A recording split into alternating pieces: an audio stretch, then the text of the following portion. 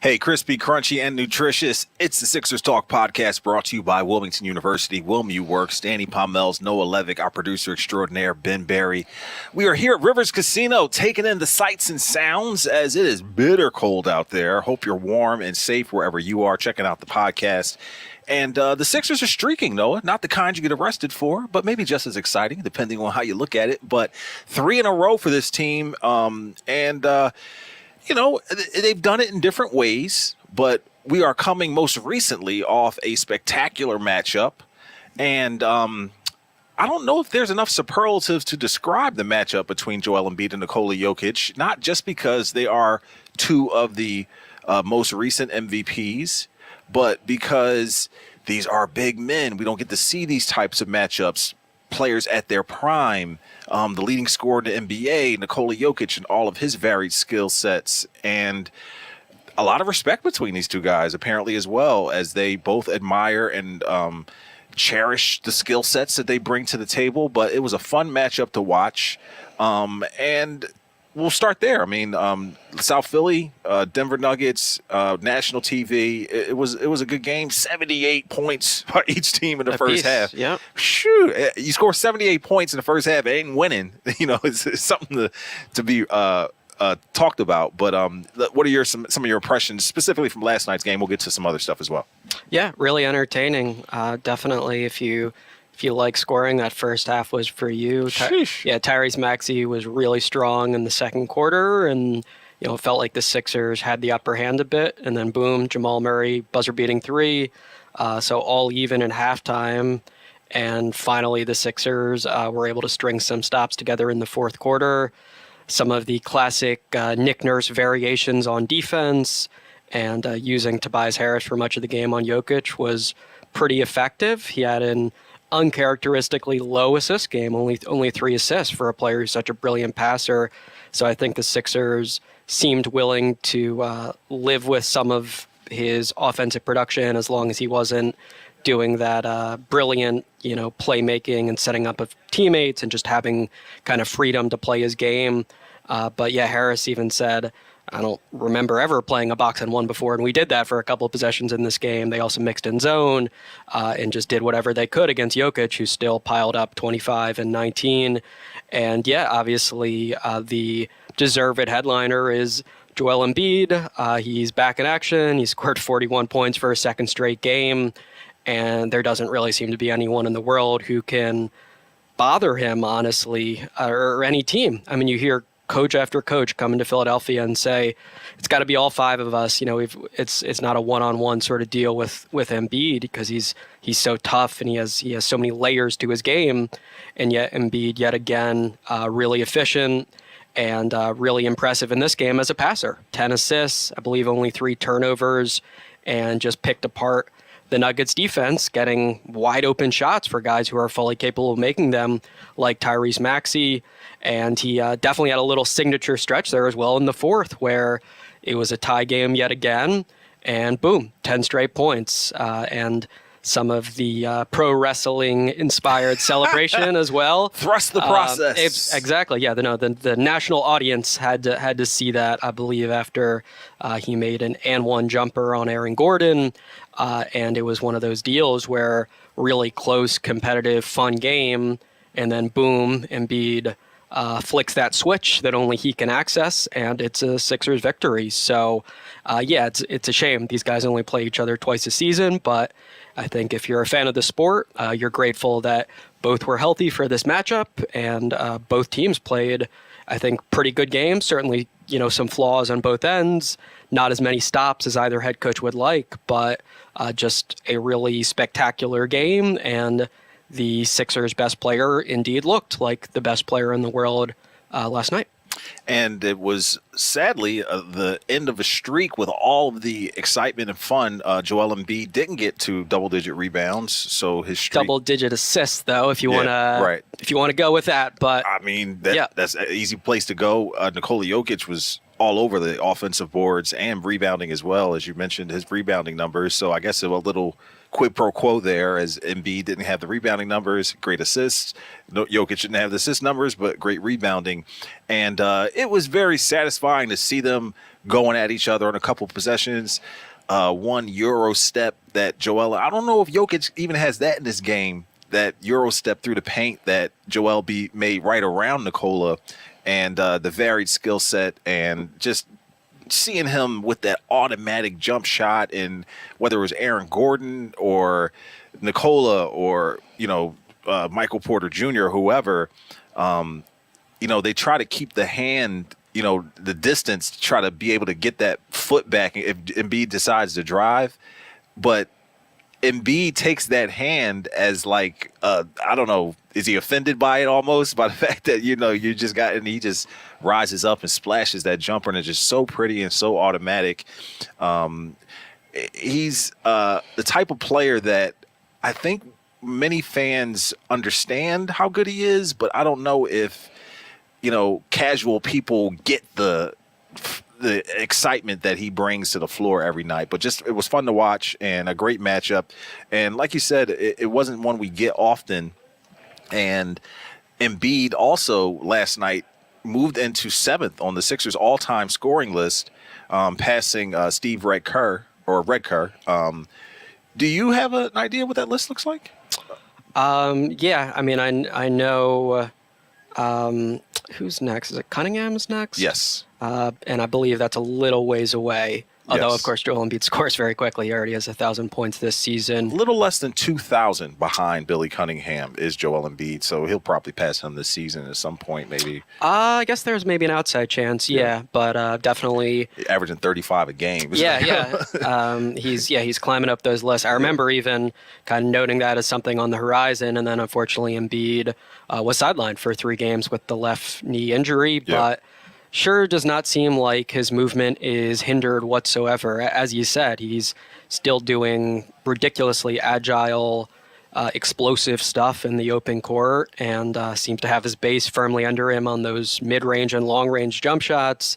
And he was absolutely brilliant last night, and it really just does feel like this is the norm for him, and it doesn't really matter very much who the opponent is or what they throw at him. And I do think you also have to give a lot of credit to his teammates in this one as well. Tobias Harris, super efficient. Who's been on a tear recently. Yeah. Had some good games without Embiid, and then this was one where he made the most of his opportunities, stepped up in those minutes early in the fourth quarter, scored 8 key points in that little stretch. And Tyrese Maxey was a little uncharacteristically shaky in the fourth, but as I said, had an awesome first half, and I think competed really well defensively, even if the results weren't amazing, because the Sixers, as I said, seemed to decide, all right, like we're going to live with a lot of these switches and a lot of these seeming mismatches, because we don't want to send hard doubles at Jokic all the time and create these obvious answers for him. So you had Tyrese Maxey occasionally having to guard a 7-footer, or to try to get under the skin of a 6'10" player or whatever. And he definitely did his best. He had a funny comment after the game. Yeah, he said, what do you want me to do there? Pray? Right. I guess that's as good as anything. But I think the Sixers' top 3 were all strong in this one, and then I think the role players were super valuable. I mean, Nick Batum was again not exceptional, in terms of the statistics, but I thought he had a fantastic game, and he strung together a few of those in a row. And Kelly Oubre Jr. Did not end up closing because Patrick Beverley got the nod and played some great defense on Jamal Murray in the fourth quarter. So definitely a situation where to beat the defending champions and a healthy team, and the Sixers were a bit undermanned here, you needed a variety of contributions. It couldn't just be Embiid, carrying the team on his shoulders. And I think there were some encouraging performances the Sixers got from players besides the MVP. I saw Kendrick Perkins chiming in on Twitter, remarking on Nick Batum's selflessness and the fact that he's such a glue type of player that does a little bit of everything that any team would enjoy having on their squad. And it continues to go to your point about him playing next to Joel Embiid. That could really be a key for this team come the postseason. And he continues to do uncanny things that I personally have never seen before. And there's a thing, in basketball where if you're a big man and you get a rebound, you keep it high and you can, keep it away from other defenders, but also, you catch it high, finish high. And, Allah talks about that on the broadcast a lot. Nick Batum did that on a catch and shoot 3 in the corner where he caught the pass, never brought it down, and just jumped and swished. Well, leap to catch and immediately shoot to beat the shot clock buzzer. Bro, I was like, what? Like, nobody else I literally started laughing when I saw that. I've never seen anything like that. Nobody else is seeing this stuff. I was like, well, thank you for corroborating. There's one person in the world who could have made that exact shot. Come on, man. And as you said, he's very much capable routinely of doing absolutely zero dip, but that one, he literally had to rise in the air, catch it on one leg, got the second leg down, and then the ball wasn't in his hands. All net. Yeah. Yeah, right. Completely swished it and made it look easy. Yeah. So that is a skill that I think only he possesses. And he definitely has a lot of skills, but I think the grit and the hustle has also stood out recently, and the Sixers have been consistently giving him these assignments of, all right, you're going to guard De'Aaron Fox, you're going to guard Jamal Murray, and we want you to pick them up 94 feet. We want you to be pesky. We want you to wear on them over the course of the game. And I think Murray was really effective in the first half, but this might have been a situation where just the cumulative effect of having to work so hard, possession after possession, did catch up to him a little bit in that fourth quarter. And, also because of Patrick Beverley's strong defense, Murray had a scoreless fourth. And I think that was a really big factor in this game. So, yeah, I think they only scored, 17 points as a team. Yeah, 0 from Murray. Jokic, kind of kept him in it a little bit near the end. But, a lot of the supporting cast were ineffective in that fourth quarter. And sure, some of that's maybe, they've been especially hot earlier in the game and some jumpers were bound to miss. But I think a lot of it also is the Sixers played really hard throughout the night. And by the end of the day, they looked like the team with a little more juice and a little more, spark to get to that finish line. So, yeah, players like Nick Batum, I think, are invaluable. And it's hard sometimes to quantify the impact other than saying, well, the Sixers outscore opponents by so much, when he's on the court next to Embiid or when he's on the court in a bunch of lineups or what have you. But yeah, bottom line is he's really impactful in a way that goes beyond the traditional stats. The efficiency has also been awesome here. I think he's still at around 46% from three and just helping the Sixers win games very obviously on both ends. If you're tuning in night after night, he's been really fun to watch and really special in his own way, I think. Ball player, man. Ball player. Great to see him out there navigating the floor and just finding open men. And, we had talked on the previous podcast about how these role players might factor into who stays and who goes here with the trade deadline coming up. They got to hang on to him. Sure. He's mandatory for me. Let's stay with the support and cast theme. And Tobias Harris, man, what are we attributing this run to? And is it a growth in confidence? Did he shake off some injury that had been nagging him? But we saw back-to-back 30-point games and then continue to play well last night. Yeah, I would say the physical side of it doesn't seem to be big because, as you said, he came back from the left ankle injury and right away, I think, had two straight 30-point nights. But I think the question with him has always been, how does his game adapt when Embiid is in versus out of the lineup? And I think there's just been a lot of clarity in his approach lately. I think he recognized early in that fourth quarter, Maxey was a little bit off, missing some contested jumper, showing some hesitation with the decision-making. And he said, all right, time for me to take charge. Got a couple ISO buckets on Christian Brown, the second-year guard. And then I was really impressed that Harris, who's never been that good at drawing free throws, saw Michael Malone say and come over to double team him, pump fakes, and he takes advantage of some overzealous defense and gets to that foul line like you'd want a veteran scorer or two in that situation. I think he's shown some progress there, honestly, with knowing how to use his physicality in productive ways. Sure, like he's, I think, never going to be above average at drawing free throws, but I think his situational awareness lately and his understanding of when the Sixers need him to be especially aggressive, when they need him to facilitate, etc. It's been a big plus. And yeah, I think some of the shooting stuff is just like he's a very good shooter and had a little slump earlier in the season, but the bottom line around the All-Star break, you expect him to be, I think, close to 40%. I think he's gotten to that level where he, for the most part, knows the right catch and shoot shots to fire up, and he's capable of making them, at a pretty high clip. So yeah, he's been fantastic, and it's rare to score 24 points on 10 shots, and just given how effectively Denver was scoring for most of the game, the Sixers really needed all of that. So yeah, I think you'll like the production, but I think the approach continues to be really good for him since his return from that ankle injury.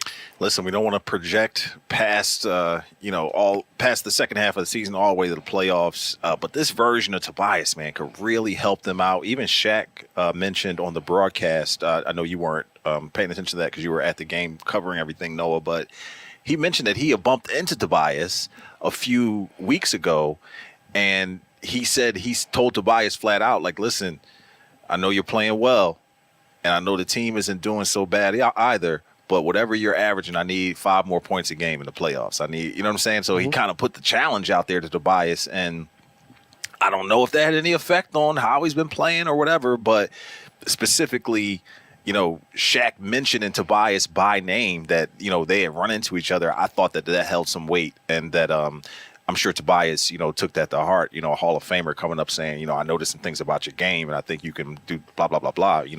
I'm sure he didn't take that the wrong way, but it was interesting that he made the point that way. And, man, I just really think that there are going to be some tough choices to make here with the trade deadline coming up, with these expiring contracts of who you're going to not get any value for, who you're going to let walk, who you should keep, how you keep this nucleus, moving in the right direction, because I really like the adjustments they've been able to make. Like you mentioned defensively, we talked about, I think Nick Nurse mentioned that of those 17 points that they scored in the fourth quarter, at least a third of those came from the free throw line. So they maybe only scored 11 points. Some of them were like quasi garbage time, right? Yeah. Like when, the Nuggets start playing the foul game like for the vast majority of the fourth quarter, Denver was stringing together empty possessions.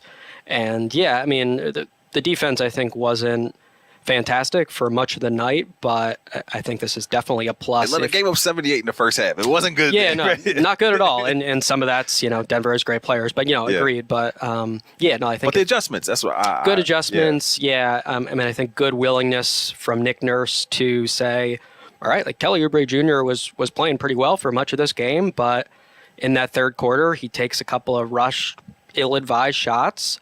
Patrick Beverley's had a nice little run here. Let's see what he can do. And then let's put him on Jamal Murray in the fourth quarter. It's still working. Let's play a 35-year-old Patrick Beverley the final 18 minutes of this game. So he was talking heavy after the game too. So. Yes, yeah, he's no plan, no game plan. I just go out and do what I do, basically paraphrasing. But absolutely, no, it's funny. Like I think you often think of flair and bravado as exclusive to offense. Someone pulls off a little shimmy or crosses someone up or dunks on someone or whatever. Patrick Beverley brings that to the table every single night defensively. There was one play I loved where he tried to navigate over a screen, got a really good rear view contest in. Murray missed like a little foul line jumper. Sixers got the defensive rebound, and you see him just go like saying some stuff to himself and pumping himself up, and really demonstrative and fiery. And I think like the bottom line is you need to complement that with effective defense, but he's been doing that lately. And then I think offensively, this has been a really good version of him over the last 3 or 4 weeks. I think he's had some nice minutes together with Tyrese Maxey, kind of playing, in those 2-guard lineups and figuring out, when the Sixers need him to attack. Shown a little that old man game, those little flip shots, taking the right 3-pointers, hitting them, and looking like a really valuable vet for this team. And another one of those guys, as we say with Oubre, that you're not going to miss him when he's out there, even if he's maybe not scoring a bunch. Right. Like you're going to feel his defense, and he's going to be impactful, and yeah, he's going to have that intangible impact. And I think last night was a great example. Staying with that supporting cast, DeAnthony Melton's back. Is that something that we should be paying more attention to? You know, he was out, he came back, and now he's out again. Yeah, it's not good. Okay. Not good. Not good in what degree? Like, are we saying that? TBD, yeah. I mean, they're hopeful that this decision to, give him a little more time on the sidelines and what will ultimately result in him being back on the court at or near 100%, but never good when the initial plan is for someone to be back in the lineup. Minutes restriction. Right. And then even with the minutes restriction. Right. Yeah. Could have kept playing, but wasn't right. Wasn't the normal DeAnthony Melton. And he said to us, it's not the same injury as last year. And it's something that seemingly was exacerbated or, spurred by the quad contusion he had. He said when he, had the quad injury, he kind of felt that along the back as well. But I think the bottom line is he had a back injury that he was open about. It bothered him for much of last year. Now he has another back injury. The planned return didn't go as intended. Mm-hmm. And now he's out for at least the next 2 games. And, wouldn't it be surprising if it's longer than that? So, yeah, I don't think we're yet at the point where there should be deep concern because we'll see what happens when they evaluate him again and kind of how this plan B goes. But plan A was ineffective, and it's a back injury for a player who does rely a lot on his burst and his athleticism. And I think, none of that I think is positive whatsoever. So nice for the Sixers that they've been able to win without him. Yeah. As we said, the defense wasn't a strength necessarily for much of the game last night. But bottom line is he's a guy who does plug in well in tons of lineups and has been good for this team in tons of situations. They'd love to have a full strength version of him back, but I think now it's very much wait and see, and unfortunate that the initial idea for his return didn't pan out. Yeah, tough for him, tough for the team, and particularly here as they are trying to continue to move in the right direction. They're on this 3-game winning streak, and having Joel Embiid back makes up for a lot of the deficiencies that might be out there. And it was such a cool stat, I thought, which really emphasized the unicorn nature of both of these big men, Jokic and Embiid. And I didn't keep track the rest of the game. I don't think either of them had one, but they combined have had 22 dunks this season, which is, it was a point where the ball got stuck in the rim. And DeAndre Jordan just kind of like, I mean, you're a little shorter than me, but like, the net is right there. And DeAndre Jordan just reaches up and just kind of just takes the ball out of the rim. So these guys are 7-foot legit big men, but they don't revolve their game around throwing the ball in the rim in that way. And we also saw DeAndre Jordan with a nasty throwback kind of Lob City alley-oop dunk as well. Yep. But just saying all that to say, they made the comparison on the broadcast that Victor Wembanyama had 9 dunks in the second half of his game the other night, where these guys, Jokic and Embiid, and just have this touch and finesse and don't need to be. I mean, when Joel Embiid dunks the ball, we know he can dunk. He's dunking the basketball. Jokic kind of, couldn't jump over the Sunday paper type of thing. But saying all that to say, the nature of their game has evolved to an area that, dunking the basketball for men this big is not part of their dominance. So am I making too much of that? Or to me, I think it's a good point. I mean, I think with Embiid, Sixers don't mind when he's dunking, provided it's not a reckless, attempt in traffic or what have you. As you said, he's able to do it. I still clearly remember that one against Cleveland, where he was proud of his Blake Griffin-esque dunk off of the missed free throw and basically just threw the ball through the rim. Right. So, yeah, that is in there. And as you said, perhaps not as much so with Jokic, where the dunks are probably more uncontested or, not as explosive necessarily. But, yeah, Joel Embiid can hurt you in a vast number of ways. I think he showcased that last night. I believe the first quarter he didn't draw any free throws, and I think showed you like he's not entirely dependent on that, but free throws are just an inevitability when he's out on the court. He's going to see so much attention. Guys are going to be a little too eager to put that hand in there, Yep. to send hard doubles, to force him to pass the ball, and he's just going to gleefully take advantage of those opportunities. And remains right up there around 90%. I believe he's a little below it after a mere 12 for 15 night. But he takes advantage of those trips to the line, and he gets there, more often than any player in the league. And, it's frustrating for many opponents, but no doubt it's a legitimate skill. And it is a more consistent part of his game than dunking. Right, that's hilarious. Great point. Which is wild. Yeah, definitely not the case for someone like a Wilt Chamberlain or Shaq or whatever, where dunking was kind of a bread and butter part of the game. With Embiid, he doesn't mind doing it, but it's definitely not a staple of his repertoire. Not at all. The Sixers beat the Sacramento Kings. They beat the Houston Rockets. I was looking forward to that Sacramento matchup. I thought it would be a close game. I thought it might be a tight game, but we didn't get to see Joel Embiid there. But the Sixers didn't have any problem taking care of Sacramento, who I think they finished second in the West last year, third in the West last year. Yeah. So just and the West in general is a lot all over the place because so many teams that you might not expect are near the top of the heap there.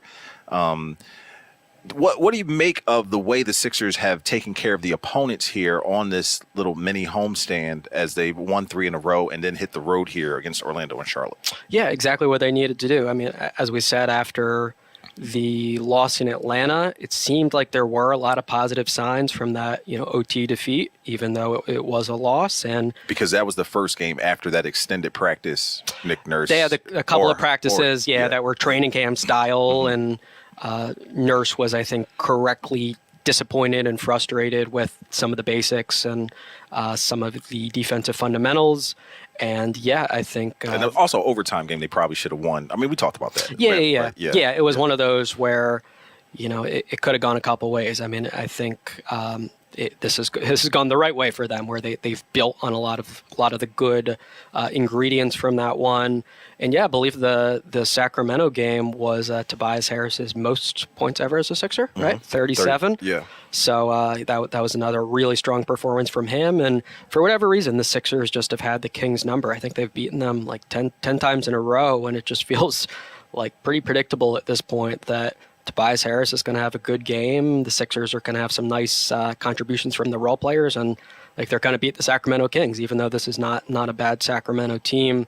That I think that was very big to start things off with an Embiid-less win, and then once Embiid was back in the mix, I think you felt the mojo was even greater for this team. The Houston game, they let their foot very much off the gas in the second half, but obviously they played fantastically to build a 28-point lead, and that's another team that's not bad at all. Around 500, a lot of good young players. Alperen Şengün showed off some of the baby Jokic game in that matchup, but Embiid did not show much rust in that return, and I think the Sixers, kind of looked, in these past 3 games a lot like the team we saw when they started 8-1. This seems like a team where, in order to beat them, like a lot of things have to go right for you. You have to have a sharp game plan. Your role players have to execute shots. You can't have a star with an off night. You've got to hope that Embiid misses some mid-range jumpers, and he doesn't usually do that. So, this has been a nice stretch for them, and they'll hope to carry it over onto the road as well and keep rolling. So, 26-13 is, I think, a nice place to be, all things considered, given some of the injuries they've dealt with. I mean, they won this game last night against the defending champs, despite having 5 players out. Now, not all those are key players. DeAnthony Melton, I think, would be a key one. Robert Covington continues to be sidelined by his left knee injury. Mo Bamba's out, et cetera. But, yeah, I think bottom line for the Sixers, the core members of this team are playing really good basketball together right now, and they definitely will want that to continue, once they hit the road. I mentioned the Western Conference, and there was a point I peeked at it last week, and I think the Timberwolves had 10 losses, the Thunder had 11, the Nuggets had 12, the Clippers had 13. It was like just a numerical order when it came to the amount of losses they had, but all these teams 1 through 8 separated by 1 or 2 losses. Who knows how that will all shake out, but the Kings, who finished in the upper echelon of the Western Conference last year, are currently in 7th place, but just 6 games out of first. So it just gives you some perspective on, how things are shaking out there. Let's pay some bills here and come back and talk more on the Sixers Talk podcast. We, of course, brought to you by our title sponsor, Wilmington University. Find your higher education home at Wilmington University, where your academic success is celebrated by a caring community. Explore your opportunities at wilmu.edu. We're here at Rivers Casino, where celebrity cook Steve Martirano brings his Italian-American cooking back home to Philly. Enjoy Martirano's Prime at Rivers Casino and Steve's famous meatballs and Sunday gravy, prime steaks, and more. Make reservations for Martirano's Prime on Open Table. Hey, I wanted to pay off a discussion we were having earlier on the Sixers all-time scoring list. So Joel Embiid is 7th with 11,735 points. We talked about Billy Cunningham being about 2,000 in front of him and whether or not he might have a chance to catch him. But following Billy at number 5 is Charles Barkley, Julius Erving, Dolph Schayes still holding strong there, 3rd all-time with 18,000 points. Allen Iverson in 2nd, and Hal Greer with 21,586 points. So stump your friends if you can. Take that with you. But we are talking more about this Sixers team and just thinking about how things are shaping up. We're approaching the halfway point of the season. The trade deadline is bearing down on us. Things are moving in a great direction considering they have a brand new head coach. It seems that Nick Nurse has definitely found a groove with this team as far as them listening and being a part of his mission of improving them defensively and running his type of offense. So if we're giving a grade so far to Nick Nurse, what do you feel like here halfway through? For him, just as a coach? Yeah, I mean, he comes from a situation where Toronto didn't want him anymore. He's here in Philly. They had a chance to choose from other coaches as well, but Nick Nurse was the guy. What do you think of, what impression have you had from him here about 40 games through? Yeah, so far so good. Definitely they haven't been a full-strength team as of late. I think the response to the 3-game losing streak was really good, as we said. For the season, I think it's hard to give them anything below like an A- thus far. I think that's probably about where I'd land. They're not, leading the Eastern Conference and, doing, miraculous work in that regard. But I think he has very much transformed them stylistically as we expected. I think it's so huge that they actually force a good amount of turnovers now. They're at the top of the league in deflections, playing a lot of transition ball, playing to Tyrese Maxey's strengths. We're seeing Maxey do a lot of great work, I think, leading the team in those Embiid-less minutes to start the fourth quarters. I think, as we said, Tobias Harris has been a little hot and cold this year, but that's trending in a really encouraging direction as well. And I think Nurse deserves a lot of credit for some of the ways they've used Harris and the play calls and the recognition of, when he should be at the forefront of the offense.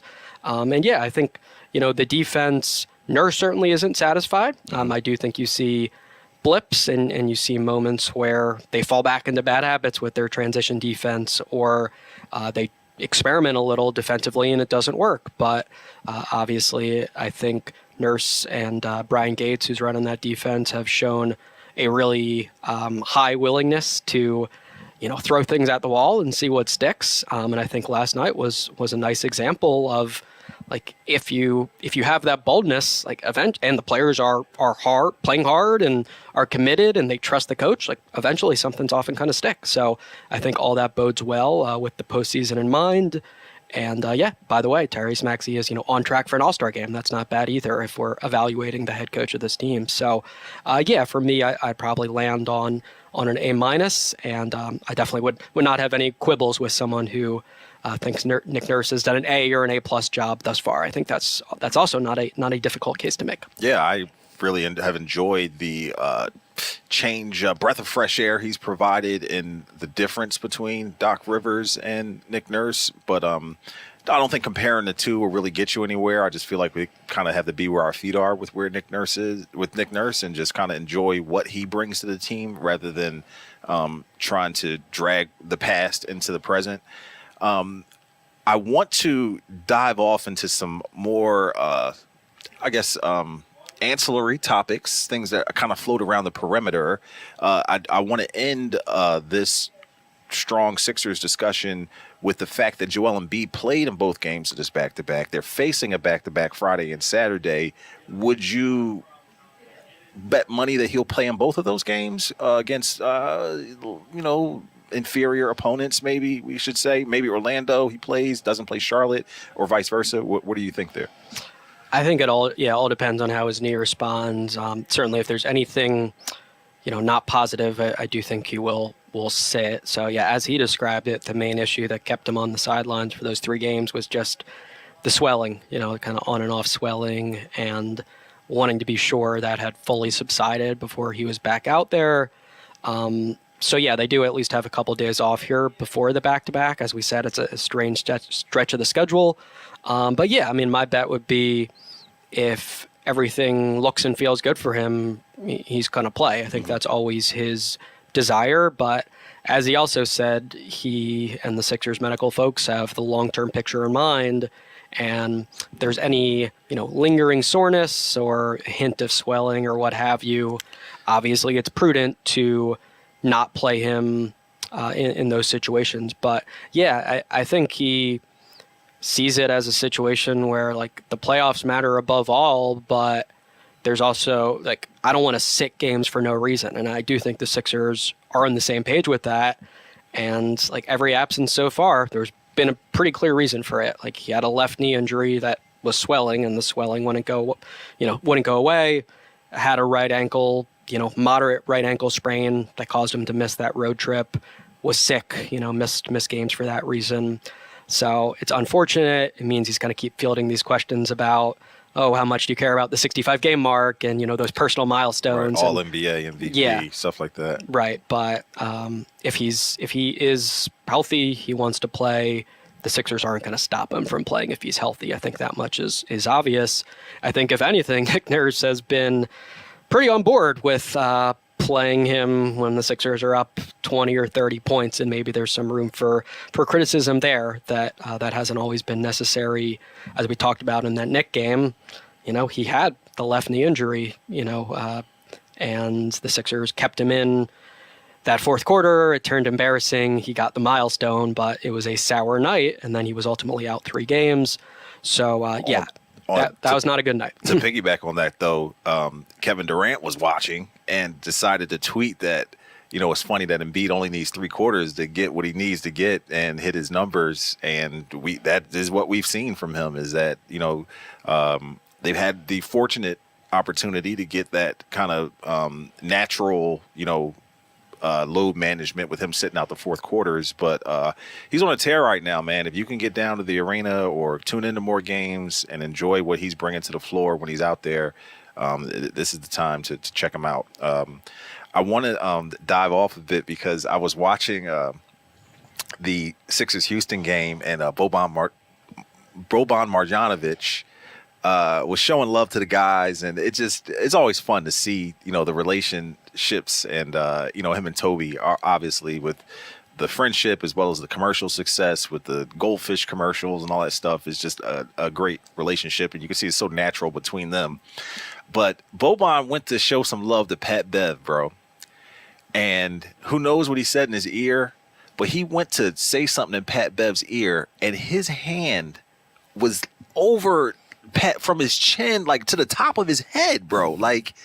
It's just a incredible thing to watch that, and I had to rewind it and look at the video, and I'm like, my God, Pat Bev was unbothered by it, and you see, like I was saying, the relationship and how people respond to Boban shows the love and how people feel about him, and whoever it is. But I don't know if you ever get blown away like that by those type of things. But that was just like, whoa, like this dude's hands, it just like two of my hands. Yes. But no, he's different. He's on a different level, and yeah, he's universally beloved and regarded as the greatest person you'll ever meet, and pretty extraordinary. The Sixers have the blowout win clinched, and the fans are not chanting for one of their own. They're chanting Boban, Boban. Yeah, like at first you thought, are they chanting Bamba? No, like Bamba's out. No, right. they want to see their guy. And I thought back to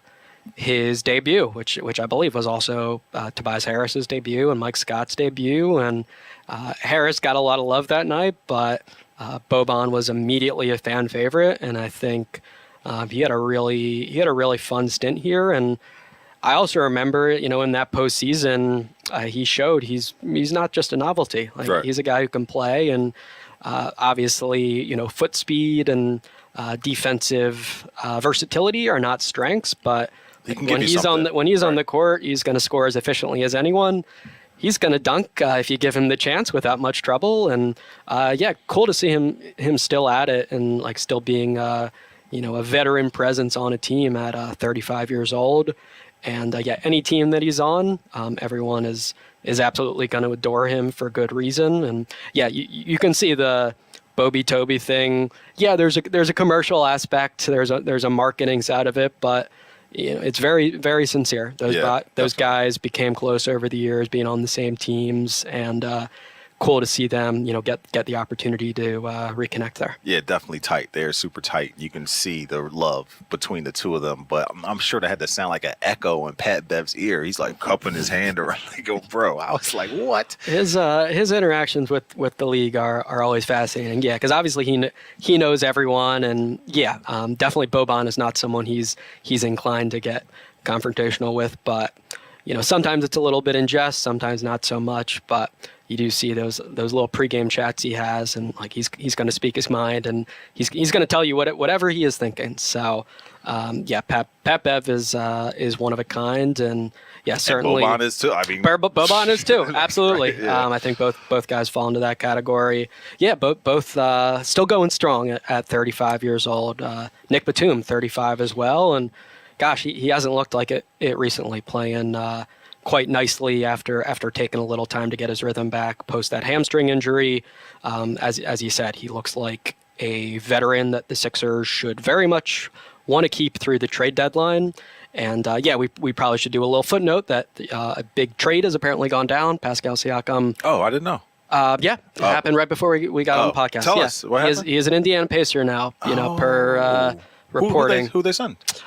Bruce Brown and 3 first-round picks. Oh, wow. Is he worth 3 first-rounders? Wow. Yeah. That's as we said, like in the Anunoby deal. Pacers want to win, though, bro. Right. They want to win. Yeah. So, that is Hoosier Town, basketball country. I saw that. I don't know if you saw. They built a full-court basketball court in the airport in Indiana in anticipation of the All-Star game. It has stands and bleachers and a whole bit. So, it's basketball town, so I'm sure they want to have a winner out there. But I didn't know that. No.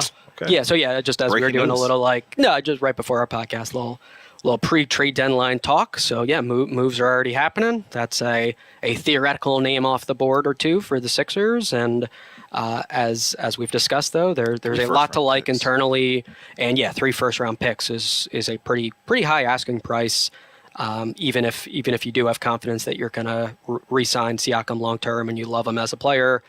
Certainly a lot to give up for Indiana, but they want to take that next step, obviously, behind their star guy in Halliburton, and going to be intriguing to see how that works out. So that shakes things up a little as we consider what's next pre-deadline, and I believe February 8th remains the date to have in mind on your calendars. I wonder if he'll fit in with that pace that they have established this year. We'll be curious to take a look at that, but we won't belabor that.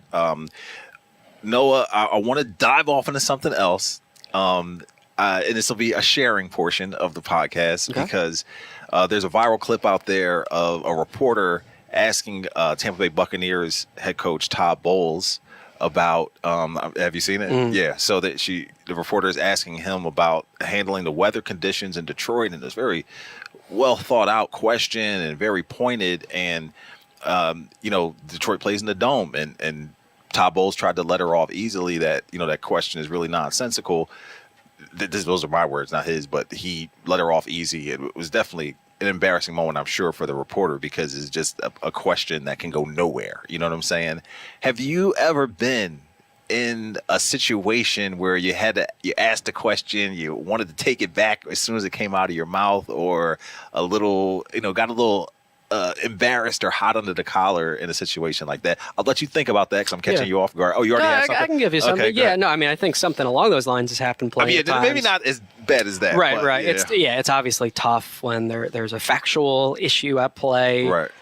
And I mean, I definitely feel for anyone in that spot. Right, because I'm sure she felt sheepish and embarrassed and small. But which I mean, as I've said before, I think it's not great how, like, the bottom line is, much of our job is just like talking to other people and trying to learn things about a particular subject. And now there's this whole side where everything is on camera, everything's on social media, and or could be viral, or could be right, go beyond the room that you're in, right. And it's not just about the player or the coach. It could be you who everyone's looking at or everyone's laughing at or whatever.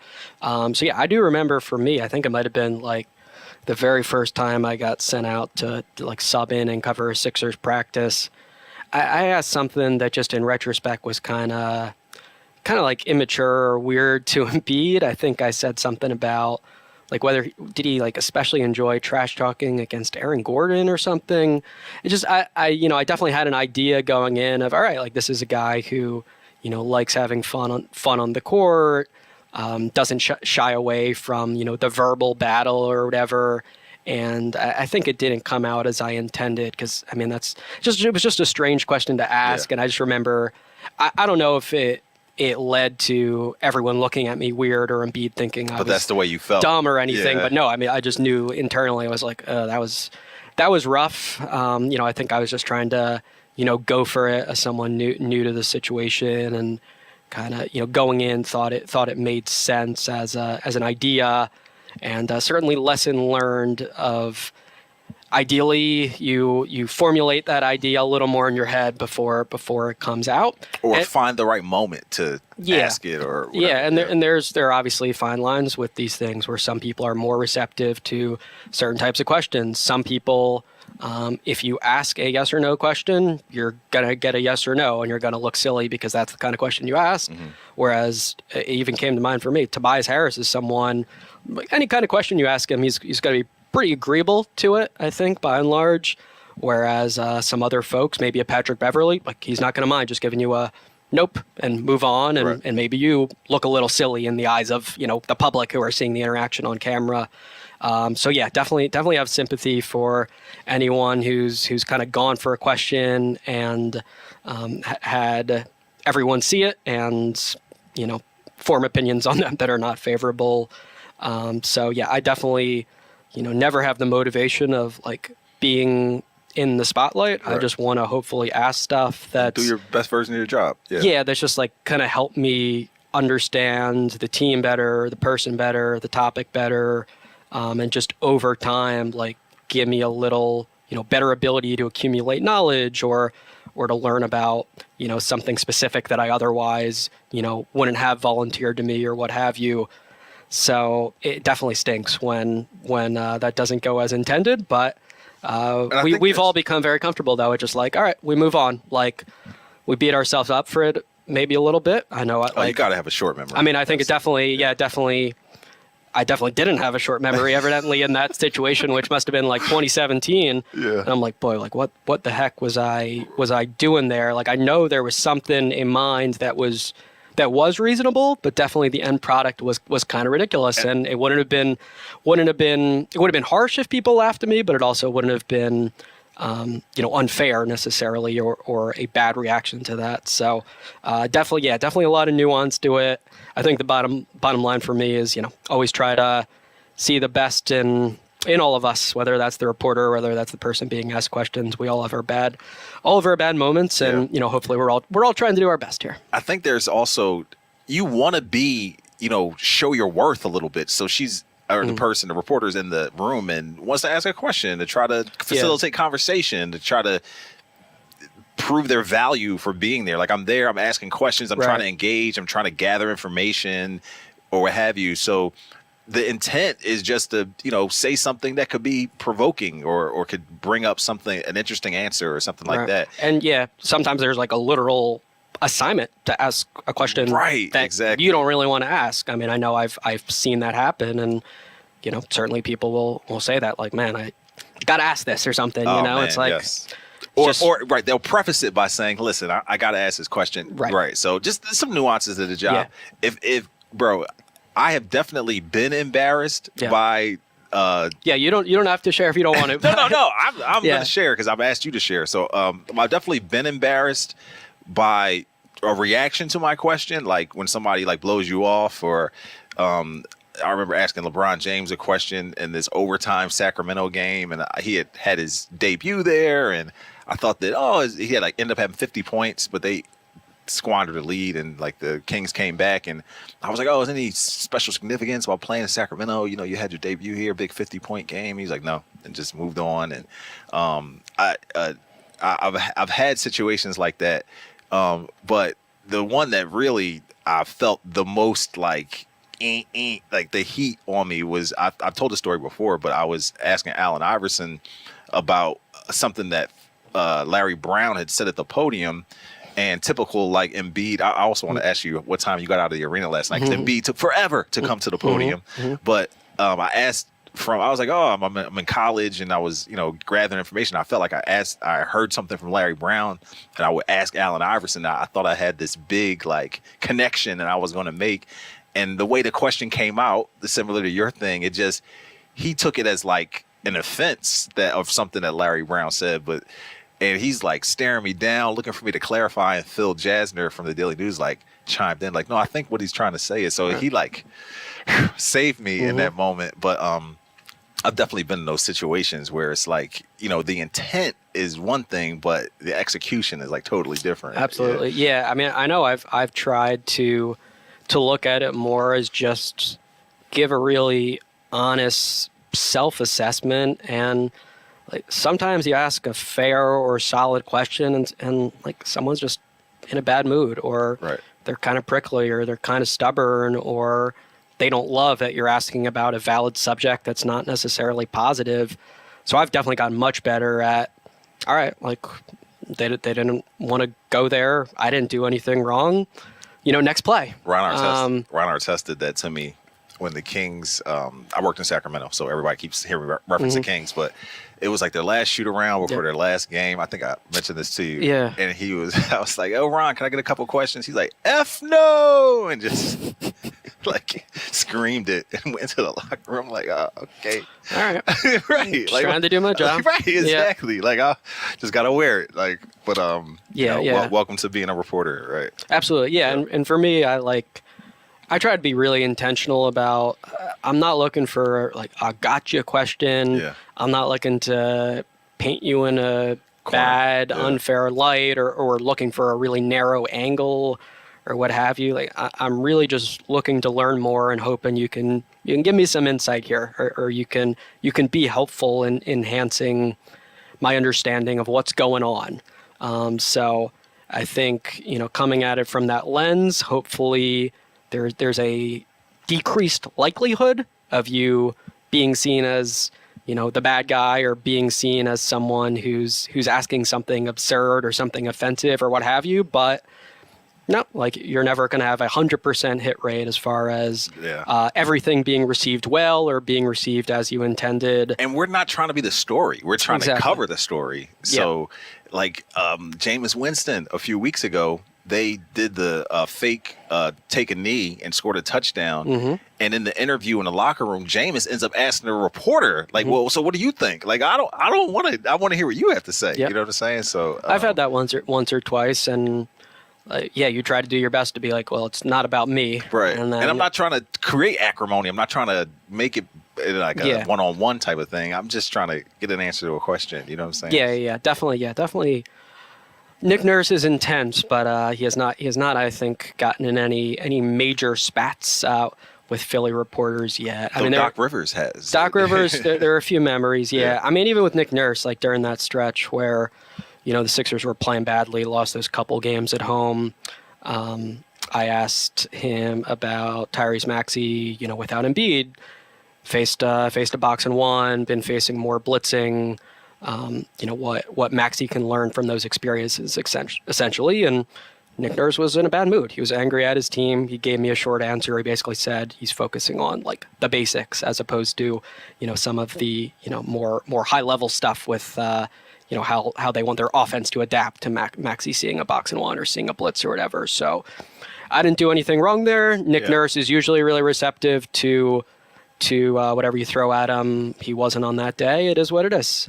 We move on, and if we end up being, the viral person, that's not our goal, but it is what it is, and it happened, and it's not what we're going for. It's also gratifying when the question you ask makes like someone else's story, or you see it on like a national thing, like oh, I asked that question. You know what I'm saying? Definitely, so, definitely. Whenever you ask something that actually gives like new information or revealing information, that's great. You do feel some pride a little. Yeah. Like I know last year, the whole backup center thing. Like I remember James Harden had sort of mentioned being on the same page with Doc Rivers about how they want their second unit to look now. I think this was after game one of the playoffs. And I asked Rivers something along those lines of, those conversations with James about that. And he basically said, like, James Harden was pretty insistent that he wanted Montrezl Harrell to be his backup center for much of the season. And I was like, wow, like that was... I wouldn't have known that. That was solid. That was solid to give myself, a small pat on the back there that I was...